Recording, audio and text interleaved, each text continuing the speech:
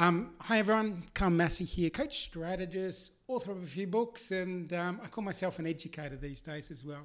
So welcome to this episode of the Life Masterclass podcast series, coming to you all the way from beautiful Bali. And as I say that, I always take a glance outside to see what the weather report is. It's a little bit grey. It's been a bit rainy here, but that's cooled it down, so it's lovely here. So hopefully a beautiful day where you are. So welcome to this episode, and I'm going to introduce that other person that you see there. If you're listening to this audio, you can't see them, but there's another person I'm going to be speaking to shortly. I'll introduce them shortly, but what I'm doing with podcasts for this year is I'm like each month 4 different things. So a book review, I'll talk on a subject, maybe a coaching subject, I'll talk about strategy, I'll do a guided meditation, then I'll have a conversation. A guest conversation. So you'll find out shortly what the guest conversation is for this month. So this is the first one of 2022, so I'm pretty excited about it. So this presentation is inspired by a podcast I was watching of Aubrey Marcus and Dr. Zach Bush. Dr. Zach Bush is one of my favourite teachers and has been a favourite teacher of mine, certainly over the last 18 months. His explanation of viruses and what viruses are just was genius for me. So I've written down some notes like, genetic memory of our potential, all about upgrading and adaptation, like the idea that viruses are fragments of DNA and RNA, and then, they come into our body and our, cells decide to determine whether they'll use them and how they'll use them. So they're really about genetic information, genetic intelligence in order for an upgrade. So I've always loved that, and I've sort of loved that definition, explanation of viruses over the last 18 months. I think it's pretty cool. So the episode I was listening to of this Aubrey Marcus, his podcast was called The Pandemic of Fear and Guilt. And the guys went in, a couple of different pathways and that sort of stuff. But there was a particular part they talked about in the masculine and feminine archetypes. And, that sort of brought up for me, I'm very much about practical, and I always want these podcasts to be super practical. So I thought I wouldn't mind having a conversation about what does it actually physically look like to have the feminine, the rise of the feminine in this age we're going through. So, they talked about, Zach Bush talked about this Ecuadorian. So from Ecuadorian prophecy, and that was like this bird of humanity who's been flying around for a few thousand years, just one wing, the wing of masculine. And maybe that's up to 10,000 years. Like very much the masculine has dominated our planetary and humanity's movement for a long period of time. And the idea that in their prophecy from 2012 onwards, the feminine wing starts to unfurl. And with both wings, the masculine and feminine sort of synchronicity, the bird of humanity starts to fly straight. And that's sort of the process and the evolutionary process we're going through. And so what I thought was I'd have a conversation, the colleague I'm going to introduce, Simone, I've known for a number of years. She did a yoga teacher training in Bali at the practice that I used to be a co-owner at. So I first met her there. Then she worked with me as an apprentice, doing a coaching apprenticeship. That was a number of years ago. And then, we've been colleagues for, 3, 4, 5 years as she's been on her coaching journey. She's always been someone that's super grounded. I've always felt that she's, in the feminine. She's got this light bubbliness about her. She's, her laugh just, lights me up. And for the last number of years, I've seen some of the programs that she's run, and she's done this work around the feminine. And she'll talk more about that and what she's sort of drawn about that, whether it's been retreats, whether it's been one-on-one work, whether it's been seminars and that sort of stuff. So I thought it would be nice to have a conversation, this is what this is, to see if we can come up with some practical applications of what it actually means to bring out the feminine, or for the feminine to sort of be birthed through us all, and what that looks like for different people. And I'm sort of saying, you know, what does it look like for me as a 52-year-old Australian male to, you know, let this feminine part unfurl. So, you know, I'm looking forward to the conversation and Simone's perspective on that. So thank you very much for joining me, Simone. And maybe if you give a little bit of a background about some of the work that you've done and anything else that you want to add to give a bit of foundation to where you're going to be coming from. Yes, I would love to. Thank you very much for this introduction. It was really lovely to hear where you're coming from. Yeah, first and foremost, I also love Dr. Zach Bush. So he's also one of my favorite teachers in the moment, because I think he is very much the male embodiment of this rise of the feminine. And I love it. I love your approach that you know that the rise of the feminine is not only for women, it's for us as humans. And that is, yeah, that's just so important that we bring in this topic into the man's world as well. So for me, I mainly work with women at the moment because I just think that, especially as a woman, we thought we need to be better men.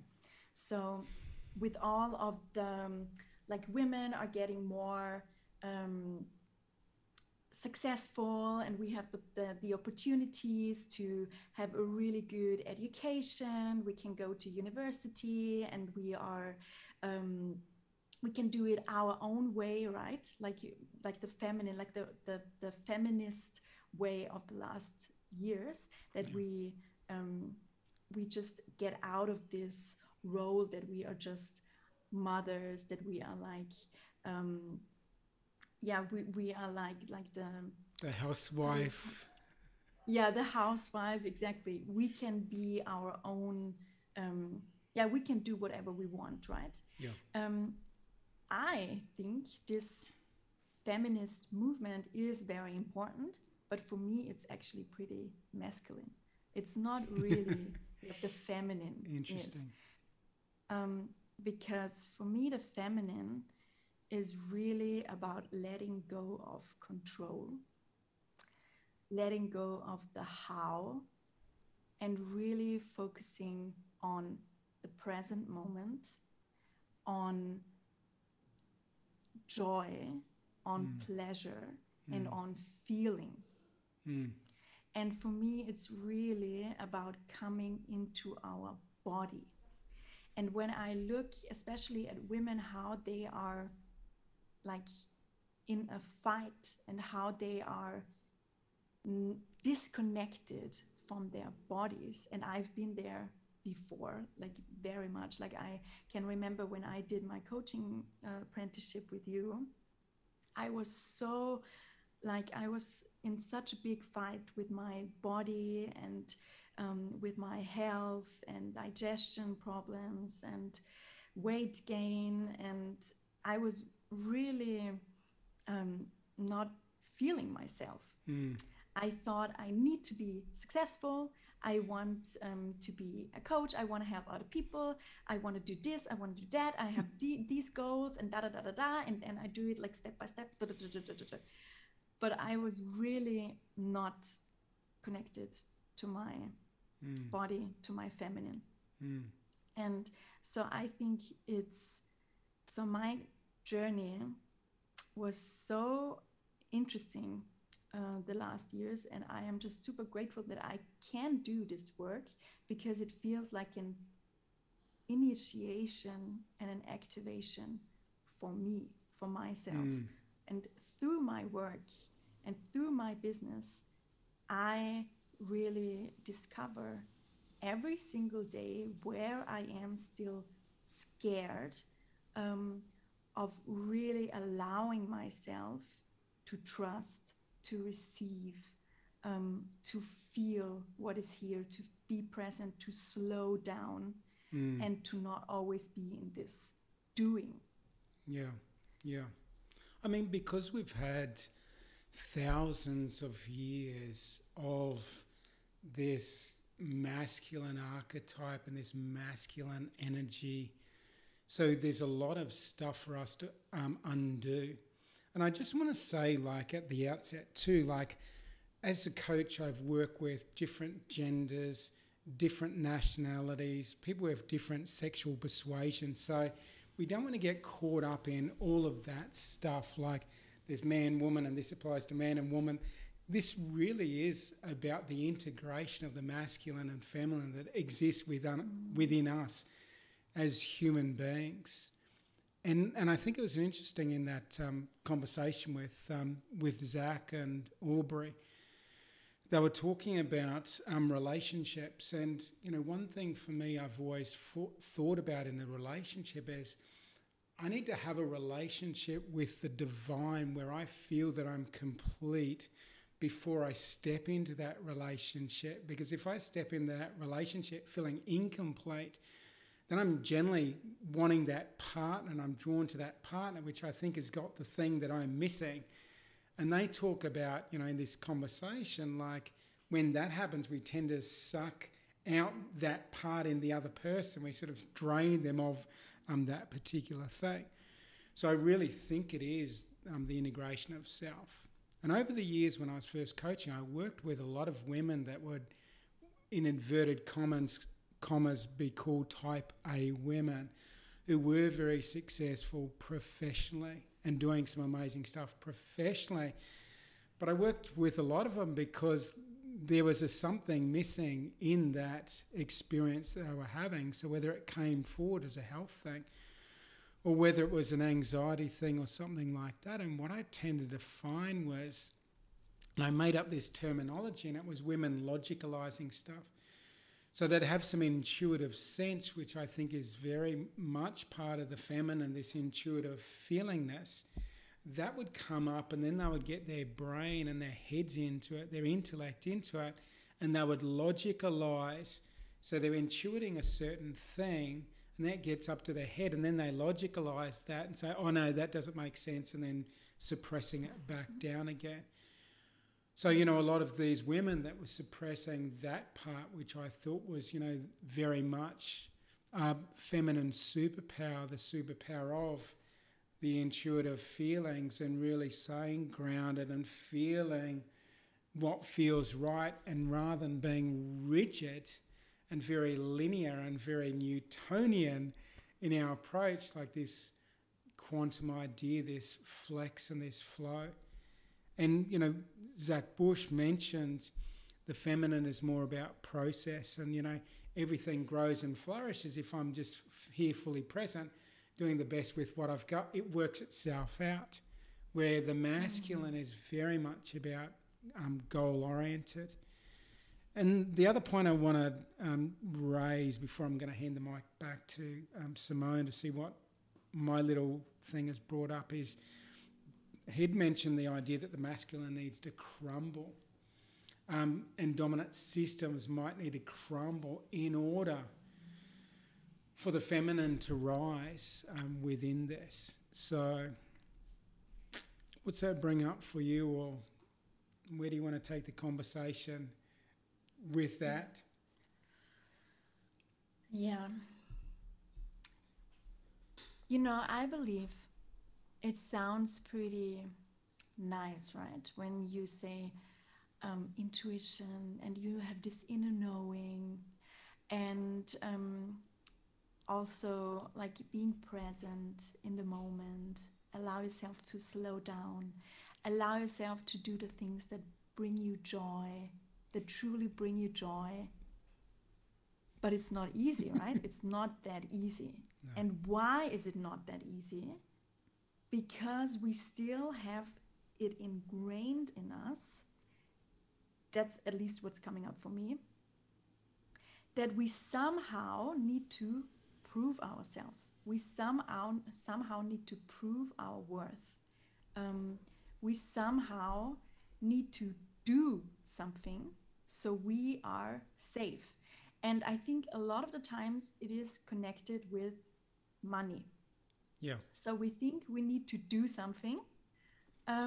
So we receive money, or we create money, or we get paid for what we do, and then we feel safe. And when I look at society, this money game, or this fear of not making enough money, is so huge. It's so huge. I mean, I think everything is actually built on that. Yeah.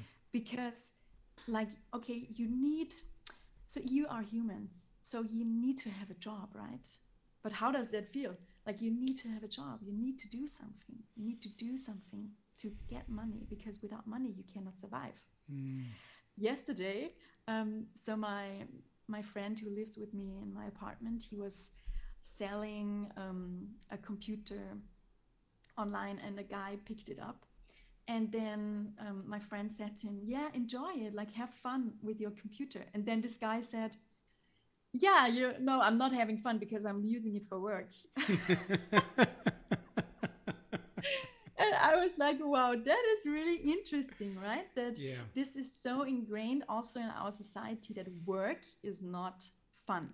It's just something that we need to do so we can receive money or can create money, and then we are safe. And then when we are safe, then we maybe have a little bit of our time left, not that much, because we need to work like 70% of our time. Then we have a little bit of our time left where we need to do some chores, and then maybe a little bit of time left to really enjoy life. I mean, the money conversation brings up the idea of whether that's a very masculine thing, the old money, because it's very much associated with value. You're of this value, you're of that value, and because you're of that value, you get this bit of recognition for that thing. So again, very linear, very goal. And, if we want to get into this experience of the feminine, letting go of attachment to some of those systems, and maybe it's our relationship with that thing we call money. How do we change that? Or what do we need to work on? I mean, this is, the keeping it practical thing. Like, how's the money thing and feminine? So working? I think we really need to change our approach to money, and we need to see money in a different way, in a feminine way, because now we think we need to do something so we can create money, right? And often this doing is not something that we really enjoy. It's just something that we need to do. So I think how we can see this another way is, what is a job? Like, what is a business? If you look at the grand picture. And I was thinking the other day, if I am just a soul on this planet, and I've been put on this planet, and with billions of other souls, what are we doing here? Are we, or can it be that we are just souls that we help each other to navigate through life? Because we have not gotten a game plan, right? Like in our whole lives, we are figuring out how to do this thing, how to do this thing called life. And we are actually here to help each other. And out of this helping each other, we are creating jobs, we are creating businesses. But actually this can come natural, right? Because we all love to do different things. We are all here to do different things. We all have different gifts, and these gifts, they feel joyful. Like to give them, to be of service, like out of that place, it feels joyful. It feels beautiful. It feels like we are in this together as a community. And if we do something out of that place that comes natural, it doesn't have to be with this force. Like, okay, I need to do that. I need to be creative. I need to because if I don't do that, I'm not safe. So I think we really need to allow ourselves to come from this place of, okay, like, let go of the belief of the story that you have to do anything. You don't need to do anything. You don't need to do anything. You are already safe. You are so safe. Like, look at this planet. Look at this beauty in nature, this abundance in nature. Nature is so abundant. Look at the flowers. Look at the vegetables, the herbs, the fruits. Everything is just here for you to enjoy, to play with it. It's here to enjoy. Like, we need to realize that this life in nature is just so magical, and it's free. It's fucking free. It doesn't cost anything. And just like feel this abundance, and you don't have to earn it. You don't have to earn it to play with it. You don't need to work. You don't need to do something to play with this abundance. Just by being here on this planet, it's really like this. It's really our birthright. You know, it's really our birthright to play with this abundance, to play with what is already here.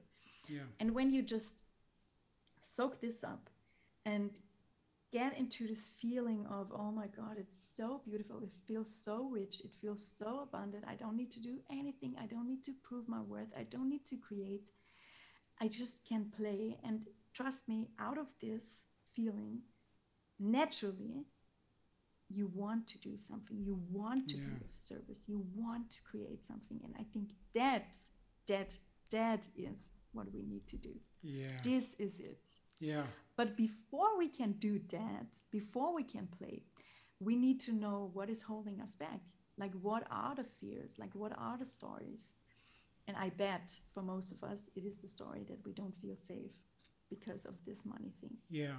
So allow yourself. Allow yourself to feel safe. Like, hold yourself. Like, especially when this pattern comes up, that you need to do something, you need to control, you need to catch yourself. Catch yourself when you're telling yourself those stories. Breathe into it and just change it. Like, tell yourself another story that you are safe right now, right here, right now. I mean, that when you were talking there, brought up a couple of things for me. The first was getting out of cities and going more into the land and that sort of stuff. So where the cities are a construct of this, masculine thing, and they like, again, there's so many things that need to crumble in order for, this birthing process, life to, birth forward, and it's just waiting to do so. It doesn't need any extra stuff. It just needs some of that stuff to fall. So trying to fix systems, like tinker them, I think it requires like completely destruction of some systems and that. And it that does. brought up... Can I say just one thing to that? Because of this crumbling, that is very important. Because when we really do that, what I just said, then we realize, oh my God, like, we do so many things that we just don't fucking need. We don't need it. Well, that was my next point, was like overconsumption. Like, when we actually stop being a consumer, when we take ourselves out of the cult program of we need more stuff and, social comparison, and there's something wrong with us if we don't have this and that sort of thing.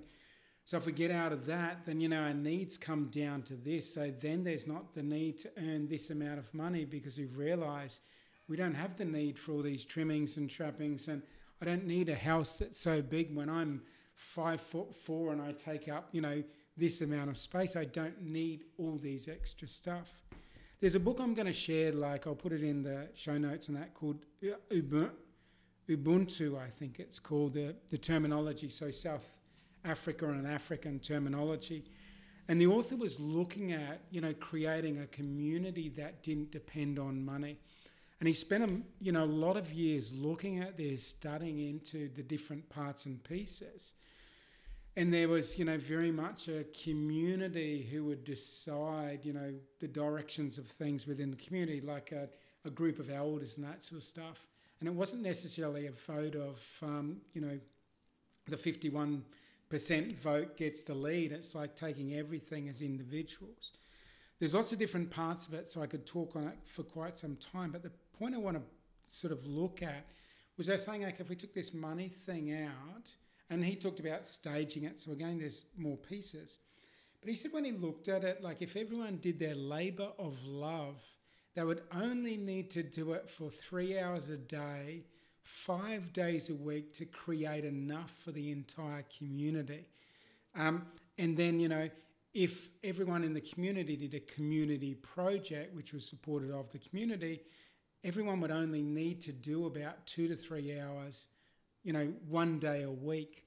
So when you look at, if we're not over consuming and we look at enough, like you really don't need to have all of those hours where you're like working to perform, to earn money, to buy stuff you don't need. When you actually flip it and actually work out what's my enough, what do I need, then I only need to do this. Then if I look at finding that thing that is my labour of love, so I actually enjoy showing up there. And again, if I'm doing my labour of love, I don't mind it expanding or contracting. I don't mind if I only need to do 2 or 3 hours, but I do 6 hours because I just lost time in it, because I sort of love, whether it's, making furniture, whether it's working on water purification project, whether it's the gardening part, whether it's the farming part, whether it's doing roofing, whether it's building houses. Like everyone likes different stuff. So sort of saying within the community, like everyone, there's the person who loves tinkering on motorbikes, there's the person who loves doing upholstery work, there's a person like, within the community with the right sort of number, they're like everything's covered. And someone says, I need a new couch and I'd like it like this. And the person who makes couches loves making couches and makes them, and that gets delivered. And that person who had the couch delivered, they're offering some other service that serves the rest of the community. Quite a fascinating thing. And, he's actually been talking to investors at quite a high level and looking at creating these communities. And it is a pretty fabulous thing. And again, I think cities are very masculine, linear, goal-oriented, over-consuming resources, like just sucking. As Zach Bushy would compare, cities to cancers, to tumours, where they're over-consuming and they have to suck in things from all around them. So there's community where there's this abundance flow. That's the growth thing, and that's the life you talked about, providing this abundance of everything we need. Like it just grows in abundance. Mother Nature, if it's left to its own device, it provides more of what it needs. It just, we need more of this plant, or we need this. There's a radioactive freaking waste over here, so let's grow more sunflowers which absorb and, process or whatever. So I think, it's this allowing, and we've got some really strong programming that we need to disentangle ourselves from this, high performing this. And we had a conversation about it, Simone and I. Easy to get sucked into the program which teaches you how to make 6 figures and that sort of stuff. If you're not consciously paying attention, you easily get drawn back into those old programs that we've been built on, in order, I think, for us to be good consumers, in order to keep the economy growing and, all of that sort of stuff. So I think, again, we probably need some economies to fall down. We need some systems to fall down. We need to see the health system fall down, the education system fall down, the government system, all of these things, so we can reimagine what they are like, and how they exist in this coexistent relationship between the masculine and feminine, where they work in synchronicity and in harmony. Yes. Back your way, Simone. Yes, so true. I mean, the systems need to crumble. They need to crumble, because when people are more connected to themselves, and I think there is, it is definitely happening, then they are getting rebellious, right? So because they don't so when you are connected to yourself, I think you just don't want to follow the rules because you want to create the life that you feel. Yeah. And it's also different for all of us because we are different, we are unique. But also, I think one thing that we have in common is that we are just, I mean, it's not that I think, I know that we are just part of nature. We are nature. Yeah. And I think what cities do, and also what our education system does, it kind of disconnects us from that knowing. Yeah. And it separates us also as humans. Because when you look at cities, like I think in Germany, it is like 70% are living in a single household. 70 fucking percent are living in a single household. Like, can you imagine that? Also, how we are raising children. Yeah. It's often just one person, like one parent or two parents that are raising children. Yeah. I think that is not natural. It's so overwhelming. It's so overwhelming for our system.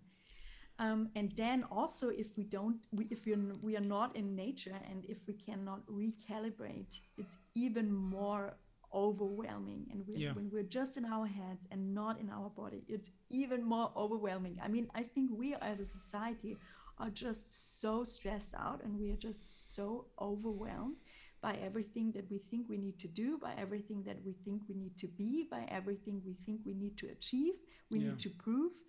And it's just not natural.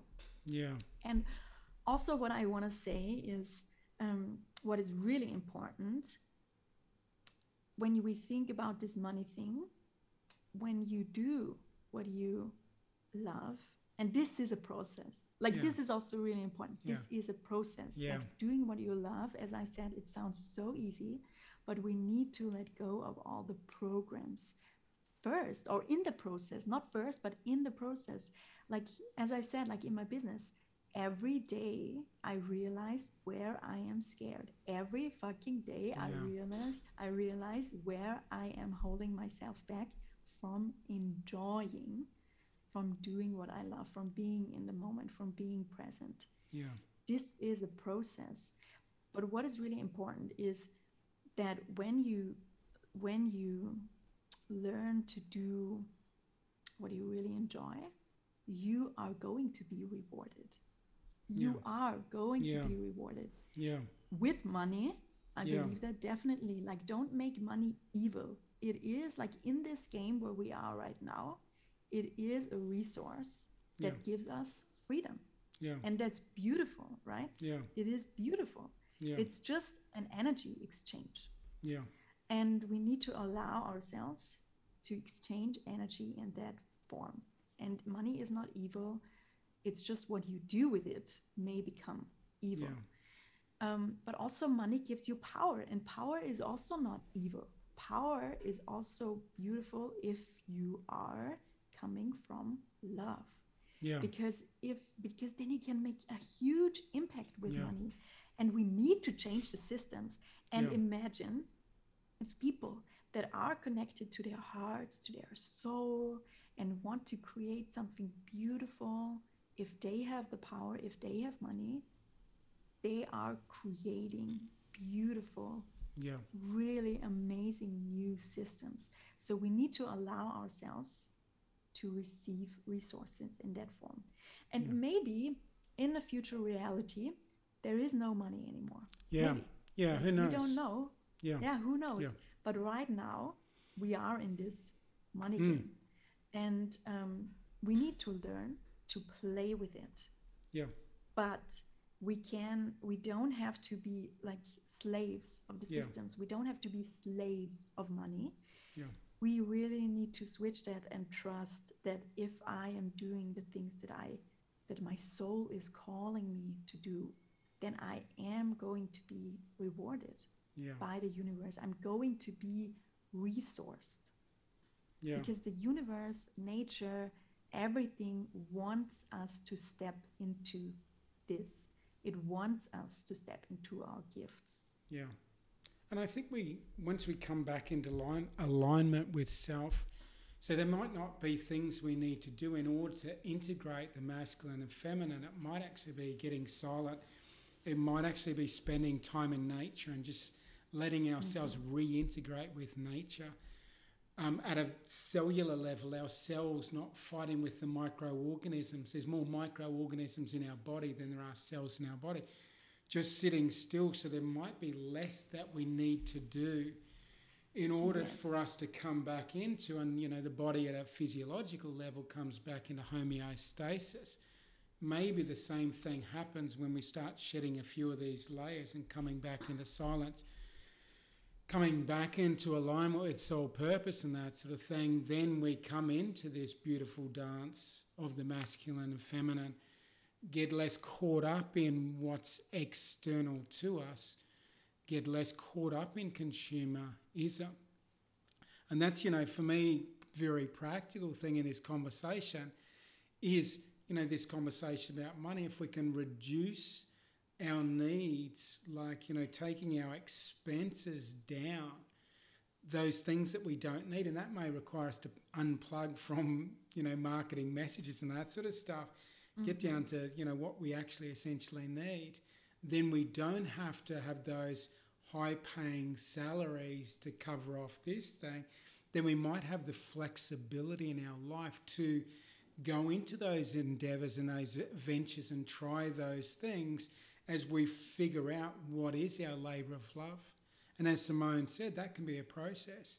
So again, being okay with the process of like, oh, no, it's not that way, I just back up. Oh, okay, it's not that way, I back up. Oh, it just needs a bit of tweaking. So it might take time for us to evolve into what that looks like, what our labour of love looks like, and how aligned it is with self. So again, I think, for me, practically this idea, and I'm big on meditation and daily meditation, reducing the effects of electromagnetic frequency so we can come back into ourselves, this spending time in nature, getting out of cities and plugging in. And I think that without us needing to do anything, I think that takes us in the direction of the integration and expression of the feminine through each of us, regardless of gender, regardless of any of those other things going on. Yes, and the feminine is all about receiving, not doing. And the question, I really get that. I'm also very practical, but when you say, like, what does that mean? Like, what does that even mean? Like, how do I need to do that? Like, how can I connect to my feminine? This is a very masculine question that wants to control it, right? Yeah. But I get that very much. And it's also good. But, the other day I was sitting in my bath and for a very long time.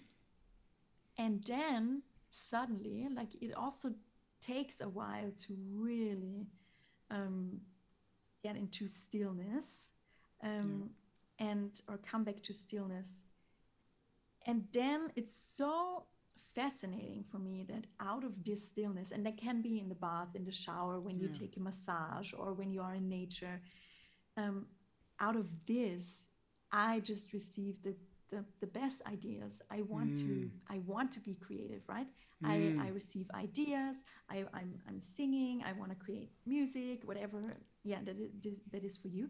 But it comes out of these moments where you don't force yourself to get the answer. We don't force yourself to do something, and where you just trust and relax. Like breathwork, for example, is also an amazing tool for that, because it really allows you to get into this place of complete peace and silence and stillness, where you're just not thinking, what do I need to do? Because you don't need to do. You don't need to do it. Like, that is the key. You don't need to do it. But yeah, it's a process to get into this very yummy places. And also one thing that I wanted to say, I forgot. Maybe it comes back. Yeah, because I think the idea of the creative, like that's definitely part of the feminine, and that stepping back and not doing and allowing yourself to receive. Absolutely. I would say the same thing. That's one of the reasons I love to meditate. I just, you know, it might be during the meditation, might be after the meditation, like I just have my most awesome insights. And again, I'm not trying to pull those out. I'm not trying to force them through or anything like that. You know, that for me is, you know, this power that exists within us, and it just gets birthed in this creative process. And I was going to make a distinction before too, like the difference, you know, power can be a beautiful thing, and I like making a distinction. I like there's power and then there's force. And those, you know, you can feel the difference in those words. Power can be a beautiful thing. The word has probably got a little bit corrupted because, you know, we think of the powerful and that can take us off in different directions. But, you know, this pure, raw, you know, power, this quantum energy, this expansiveness, you know, think love. It's like this infinite power that just keeps, there's no limit or limitation to it. So, you know, we need to look at our relationship with language as well, so we're not triggered by those words to, you know, to go down different pathways. Now, I'm conscious of time, and I'm conscious of your time. I'm conscious of the listeners' time as well. I'm not even sure of what duration people are most interested in participating in, so I'm going to leave it certainly less than an hour. And, you know, we could talk for a good period of time, and it might be that we revisit this conversation part 2 in 3 or 6 months' time, and see where it takes us. Because in this ever-changing world experience we're having, you know, who knows in 3 months, 6 months' time, what shifts are going on, what we're actually observing, what systems are crumbling, you know, what is being birthed and all that sort of stuff. So this conversation can definitely continue. So thank you so much for it. Have you got any parting things you'd like to say before I put a bow around this thing and wrap it up? Yes, I remembered what I wanted to say before. So you said something about reducing your expenses. I think what is also really important for that piece, to not come out of this lack mentality, like, I need to reduce my expenses, from scarcity. You can come from love, because also this has to do with power. You have the power over your expenses, right? You have the power over your investments. So think about it that way, that every time you pay something, just pay something that brings you joy. And with everything, right? With everything, you have the control over this. You have the power over this. And I think that is a very beautiful practice, because it also shows that you may invest in some things that you don't even use, like for example, like subscriptions or something, or another coaching program as well. Like I'm also often guilty of that. That I like impulse, like out of this impulse, I buy a coaching program or invest in a coaching program, and it feels good in that moment. But then I realize I don't even have space for it. I don't really have time for it. And you need the space, right? For everything that you invest your money in, you need the space. So you actually need to create the space. You need to let go of something and ask yourself, like, really, do I have the space? Does that bring me joy right now? Is this divine timing at the moment? Or do I say, and then we come back to the power of language, right now I'm choosing not to invest in that. That doesn't mean you cannot afford it. That doesn't mean you don't have the money for it. But right now I'm choosing not to do that. I mean, the podcast that I did on book review was on the book called Your Money or Your Life, which talks about getting clarity over how you spend your money and then asking questions at the end of the month. Did this particular line item bring me joy? Did it take me I'm closer to my life purpose? Is it taking me in the direction I'd love my life to, evolve into? Like those questions, so we bring conscious awareness to how we're using this energy thing called money. So, so do check out that as well. I was going to say, I'll put down in the show notes as well links to Simone and Simone's work so you can get in contact with Simone. Simone also, unlike me, has Instagram accounts and some of that other social media show going on. She has this beautiful Blossome journal that she's created over the last few years, and it's a gorgeous piece as well. So do check that out at Simone's website. Any parting words before we wrap up, Simone? It's always a pleasure to spend time with you, and it just feels very groovy and very light, and that's what we want more of in life, is just that sort of juicy, joyful, that thing. Yeah. We know what I'm talking about. Yes, I love it too. I love it very much too. One thing that I want to say is, can you tap into this part of you that knows that everything in your lives goes on plan?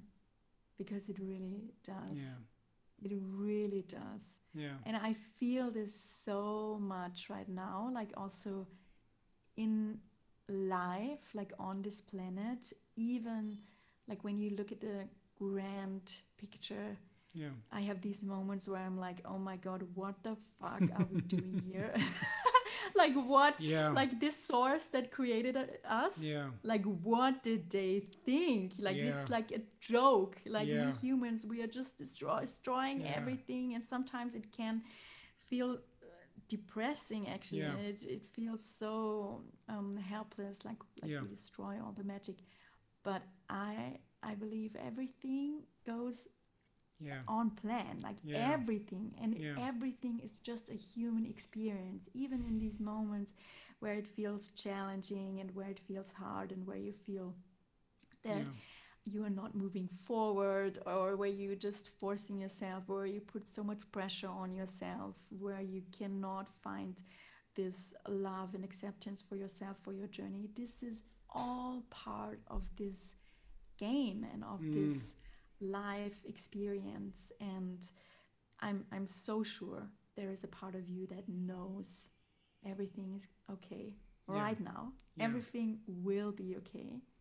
And everyone, every soul on this planet, the earth, will be fine and is fine. I totally agree. So a beautiful message for us to finish up on. Thank you, everyone, for joining me for the Life Masterclass. It's time. If you've got any questions for me, don't hesitate to reach out. If you'd like a helping hand, don't hesitate to reach out. And if you're interested in going deeper with work with me, jump on my website and check out what I've got there. I've got a 9-month coaching program coming up, and there's still some places for that. So check that out. So again, thank you very much, Simone. Thank you very much, everyone, tuning into this. Have an absolutely fantastic day wherever you are on this beautiful, gorgeous, incredible planet of ours. All the very best, and take care.